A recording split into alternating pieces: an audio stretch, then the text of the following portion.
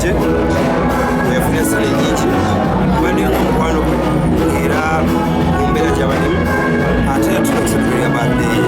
lwasonga ati amazalibwa kintu kikulu amazalibwa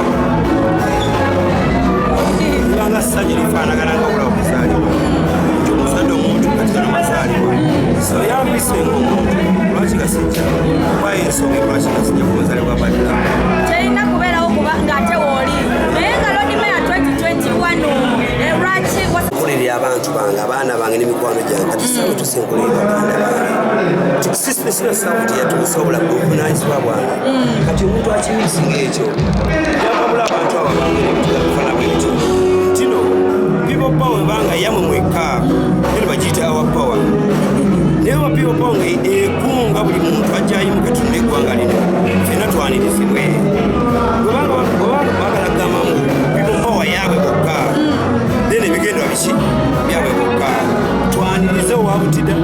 twanirize ow'envumulo twanirize buli muntu mu revolution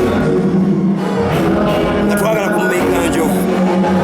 obukolwa tulina okusoma nga bungi obukola bulyako bwotakiro ne buvaawo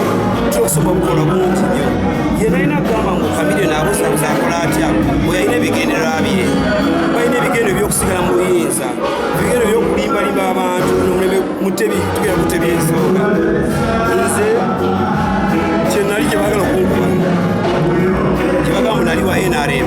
njagala omuntu yenna yina alete kaadi yange ya NRM agiteke ku mutimbagano seewanisako muki biina kyonna nfaanana n'abantu bannya batalina bibiina anyway naye bantu liko pati ya Bad Black ebisigadde ngera bibagamba guno si muzannyo nkimanyi si muzannyo naye nga tonna bagenda kusooka kukyakalamu nakulaba